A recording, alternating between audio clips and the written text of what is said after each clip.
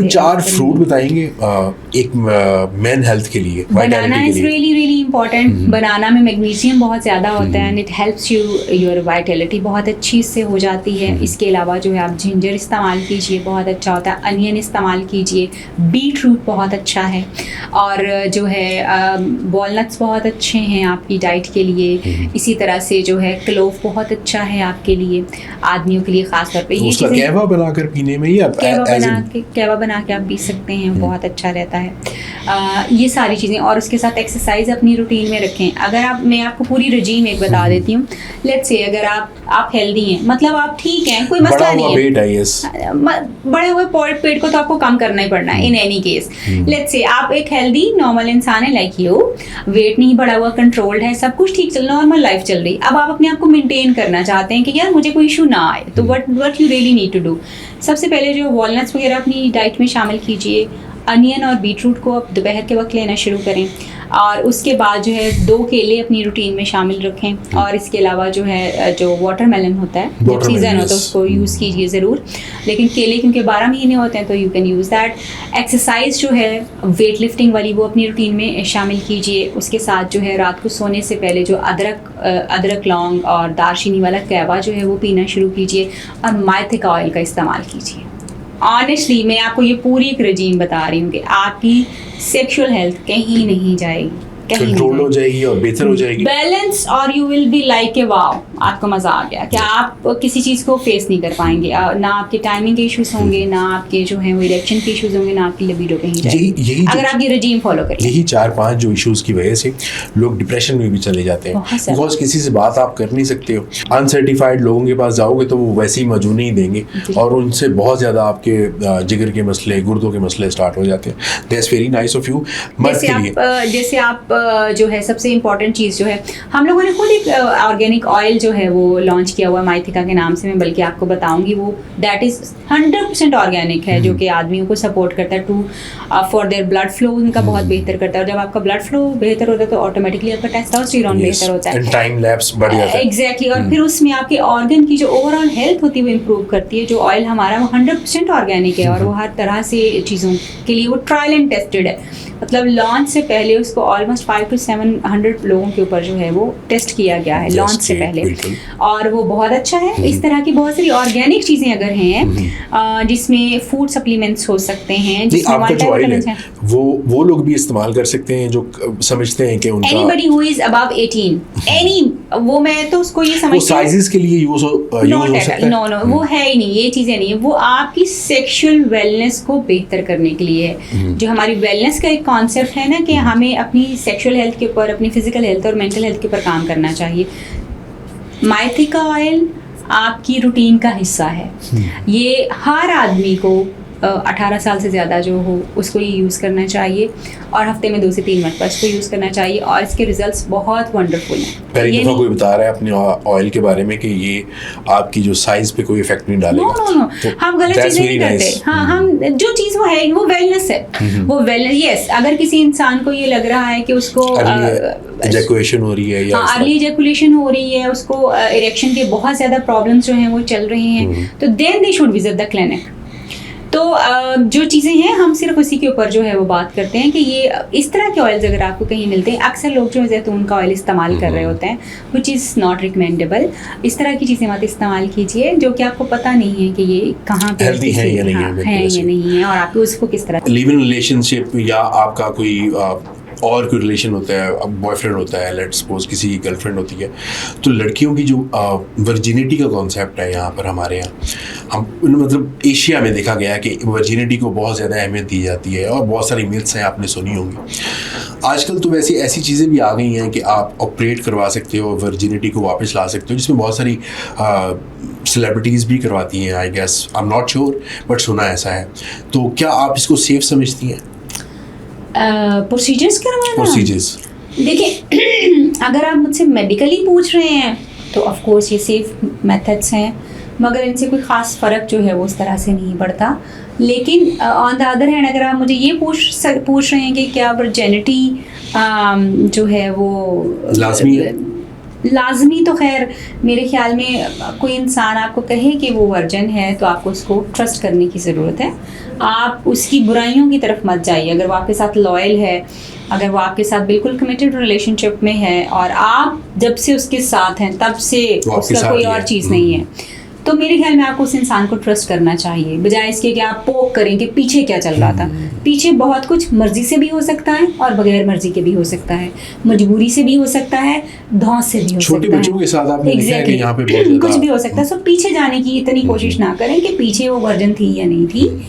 आज से, अभी से वर्जिनिटी आज का रिलेशनशिप आपका तय करता है कि आप फ्रॉम दिस मोमेंट इससे आगे वो कैसा उनका कैसे हैं, आप मेरे साथ कैसे हैं, हमारा रिलेशनशिप किस तरह का। ये इंपॉर्टेंट जो चीज़ है वो है बेसिकली। नहीं, वो सर्जिकल जो वो सेफ है। हाँ, वो सेफ है। उसमें मतलब लड़कियां उसकी तरफ जाती हैं और वो जाती हैं, बट आई डोंट रिकमेंड। लोग क्योर करते हैं उससे, क्योंकि उसमें आपकी विजाइनोप्लास्टी वगैरह होती है, काफ़ी सारी चीज़ें जो वो होती हैं। लेकिन पहली बात मैं ये समझती हूँ कि एक तो आपको ऑफ कोर्स आपको अपने हदूद में रहने की सबसे ज़्यादा ज़रूरत है, मगर अगर किसी बच्ची से कोई ऐसी गलती हो भी जाती है, कभी चीज़ें हो जाती हैं, तो नॉर्मली हम ये देखते हैं कि औरतें जो हैं, बहुत सारी औरतें इस डर से भी अपना अज़दवाजी ताल्लुक़ नहीं बनाती कि उस आदमी को कहीं पता चल जाएगा। इसी तरह से जो है वो शादी की तरफ भी नहीं जाती कि उस आदमी को पता चल जाएगा कि कहीं मेरे से कुछ जो है वो, क्योंकि इस तरह के केसेस क्लिनिक के ऊपर आते हैं। तो हम उन बच्चियों को फिर ये समझाते हैं कि एक तो बेटा सबसे पहले तो जो तौबा, ऑफ कोर्स आपका सबसे पहला स्टेप तो यही होता है कि आपने जो गलती की उसकी आप माफ़ी मांगो। उसकी तो माफ़ी है। और उसके लिए मैं जिम्मेदार तो नहीं हूँ, लेकिन ऑफ कोर्स क्योंकि हम बड़े हैं तो हमारा काम ये बनता है कि हम आपको ये बताएं। तो बाकी जहाँ तक ये ताल्लुक है कि अगर आपने वो हो गया, उसके बाद दोबारा कुछ नहीं हुआ, तो फिर आपको कोई बहुत मसला नहीं है। फिर कोई बहुत, अगर एक दफ़ा हो गया और उसके बाद दोबारा कभी कुछ नहीं हुआ, तो फिर आपको कोई मसला नहीं। मेरे कहने के मकसद इसलिए था बिकॉज जो सेक्स है ना, टर्मिनोलॉजी बेसिकली उसकी जो हम उसे अगर तोड़ेंगे, उसे खींचेंगे और पता चलेगा वो है सेक्रेड एनर्जी एक्सचेंज। बेसिकली एक पोर्टल खुलता है जिसके थ्रू एक एनर्जी आती है, एक रूह आती है एक ऐसे जिस्म में, और वहाँ पर वो अपनी खुराक भी लेती है और अपने सारे फॉर एग्जांपल बॉडी फंक्शंस भी करती है, और वहीं से वो रूह बाहर भी आती है बॉडी, और एक पूरा नेचुरल सा प्रोसेस है। तो इसको मेरे ख्याल में आफ्टर मैरिज ही करना चाहिए इन चीज़ों को। ये तो this is the best thing to do कि अगर आप इसको जो चीज़ें आफ्टर मैरिज आपके लिए हुक्म की गई है, आप उसको आफ्टर मैरिज ही करें। और उसमें कहीं आपको डर है कि ज़ना ना हो जाए, खुदा ना खास्ता, तो उसमें जैसे हमने कहा कि आप निकाह की तरफ जाइए। आप इस तरह की चीज़ों को जो है वो आसानी पैदा कीजिए लोगों के लिए, ताकि लोग ज़ना से बच सकें और गलत कारियों से बच सकें। तो आप उस ऑप्शन को लें। अगर आपको गलतकारी का खौफ है कि ये हो सकता है तो आप ज़रूर कीजिए, अदरवाइज़ जो है आप शादी का रास्ता अपनाइए, जो आपका प्रॉपर एक चैनल है जिसको आपको फोकस करने की ज़रूरत जो है। आपके कहने के मकसद है कि 4 शादियाँ कर लेनी चाहिए? आई डोंट सपोर्ट यूजुअली, लेकिन अगर आपकी दूसरी शादी करने की कोई रीज़न है या तीसरी शादी करने की भी कोई ऐसी रीज़न है जहाँ पे आपको लगता है कि जी आपको शादी करनी चाहिए, तो ये किया जा सकता है। इसमें मैं ये नहीं कहती हूँ कि जी आप ना ही करें, बिकॉज मैं आपको एक बात बताऊँ अहमद, हमारे यहाँ पे फीमेल्स जब मदर्स बन जाती हैं ना तो बीवियाँ बनना भूल जाती हैं। उनको नहीं याद होता कि एक अदद शोहर जो है वो उनके साथ है। फिर मर्द जो है वो सिर्फ पैसे कमाने वाली एक मशीन होता है, और औरत जो है वो घर संभालने के लिए बस अपने बच्चों के ऊपर रहती हैं। तो अगर तो not only because of sexual things, अगर सिर्फ ये एक रीज़न है तो आप एक दूसरे के साथ अपना ताल्लुक बेहतर कीजिए, और क्योंकि सेक्स जितनी ज़रूरत आदमी की है उससे ज़्यादा ज़रूरत वो औरत की है। 4 के बाद आदमी रुक जाएगा? नहीं रुकेगा, और जिसने नहीं रुकना उसने नहीं रुकना। हाँ, लेकिन कुछ रीजन जरूर हो सकती है दूसरी शादी, ये मैं इसको जरूर कहती हूँ। लेट्स से कि एक शादी हुई, माँ बाप ने, जैसे हम पहले अभी कह रहे थे कि एक अनवांटेड शादी थी, अच्छा आपने खुश इसलूबी से उस ताल्लुक को निभाया, आपने उस बीवी के जो हुकूक थे वो पूरे किए, आपने कोशिश की और उस औरत ने भी कोशिश की कि आपका एक ताल्लुक बन जाए। वो वर्किंग रिलेशनशिप तो बन गया, आप एक दूसरे की रिस्पेक्ट करते हैं, एक दूसरे के साथ रहते हैं, मगर आप लोगों का इमोशनल कनेक्शन नहीं है, या आप दोनों को एक दूसरे के साथ रहते हुए एक वैक्यूम लगता है। तो फिर औरत अगर यही फील करती है तो उसके पास तो ऑफकोर्स तलाक और खुला का जो एक हक है वो है। लेकिन अगर आदमी को ये चीज़ें फील हो रही हैं तो उस सूरत हाल में आप अपनी फर्स्ट वाइफ की इजाज़त से, परमिशन से दूसरी शादी की तरफ इजाज़त देगी? अगर आप उसको अच्छे तरीके से एजुकेट करें कि रीज़न क्या है आपकी शादी करने की, ऑफ कोर्स उसके लिए बड़ा मुश्किल फैसला है, कोई भी औरत इसको नहीं बर्दाश्त कर सकती।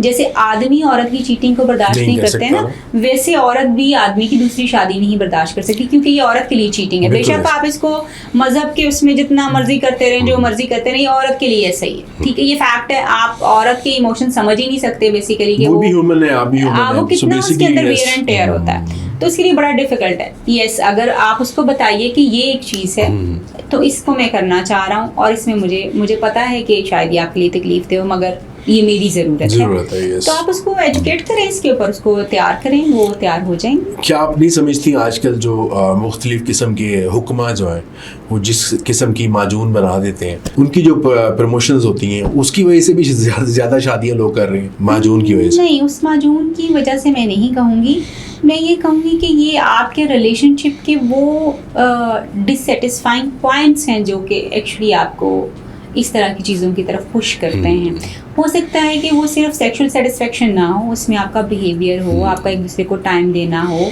आपका एक दूसरे को इज्जत के साथ ट्रीट करना हो, बहुत सारी चीज़ें जो हैं वो हो सकती हैं। हो सकता है कि आप एक दूसरे के साथ इमोशनली कनेक्ट ना अच्छे कर रहे हो, क्योंकि बहुत सारी औरतें जो हैं, हम औरतों को कहते तो हैं इमोशनल, मगर जब औरतों की अपनी नीड्स अनमेट रह जाती हैं तो वो आदमियों के इमोशंस को भी फिर वो ब्लॉक करना शुरू कर देती हैं। कहती हैं भाई तुम्हें हम क्यों अटेंड करेंगे जब हम नहीं अटेंड हुए, तो बड़ी रिवेंज उनमें आ जाता है, रिजेंटमेंट्स बहुत ज़्यादा औरतों के अंदर आती हैं और वो रिवेंज फिर वो निकालती भी हैं। आहिस्ता आहिस्ता बच्चे बड़े हो रहे हैं, अब बच्चों के ऊपर आपका सारा कंट्रोल है, बिल्कुल बिल्कुल। औरत अपना रिवेंज उस मर्द से ज़रूर लेती है जिसके साथ उसका टाइम अच्छा नहीं गुजरा हुआ, और वो अपना तरीका ढूंढती। तो बेसिकली ये कहीं ना कहीं रिलेशनशिप की डिससेटिस्फेक्शन है। बेहतरीन चीज़ तो यही है कि जब आपकी ना बन पाए तो प्लीज़ एक दूसरे को जाने दीजिए, बजाय इसके कि आप घसीटें और एक अनहैप्पी रिलेशनशिप चले और बच्चे भी इसमें रुलें। बहुत बेहतर आप उससे अलग हो जाएं।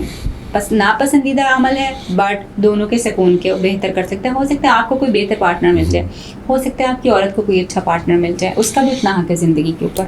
सो बेहतर तो यही है। लेकिन अगर वो औरत आपको नहीं छोड़ के जाना चाहती क्योंकि उसके बच्चे हैं, या उसको आपके साथ उनसियत है, या उसको वो सब मिल रहा है जो उसको चाहिए, हर औरत को वो सब कुछ नहीं चाहिए होता, जिसमें फिजिकल रिलेशनशिप हो सकता है, जिसमें इमोशनल कनेक्शन बहुत ज़्यादा, उसको पैसे भी चाहिए होते हैं। कई औरतों को सिर्फ पैसे चाहिए होते हैं कि घर चल रहा हो, एक सोशल और फाइनेंशियल सिक्योरिटी है जो ठीक है चल रही। अगर उनकी ये डिमांड है और वो पूरी हो रही है, दूसरी शादी हो सकती है, कोई इशू वाली बात नहीं। एंड मेरे कहने का मकसद ये था कि माजून जो है वो सेफ है, आप क्या समझती हैं? नहीं, मैं ये नहीं समझती कि माजून वगैरह जो है वो सेफ है। ना माजून सेफ है, ना ब्लू पिल्स सेफ है, इस तरह की कोई चीज़ जो है सेफ नहीं है।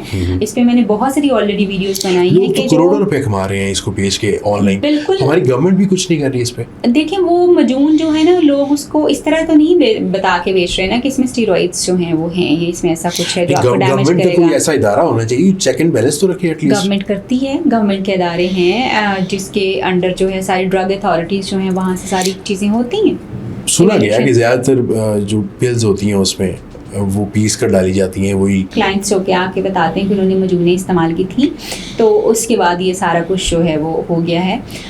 लेकिन there are some organic things जिसकी वजह से आपको बहुत फ़ायदे जो हैं वो होते हैं। 100% ऑर्गेनिक चीज़ों के ऊपर जो है वो आप जा सकते हैं, जिसमें आप अपना लाइफस्टाइल के ऊपर काम कीजिए, हेल्दी खाना पीना शुरू कीजिए। चार फूड एग्जैक्टली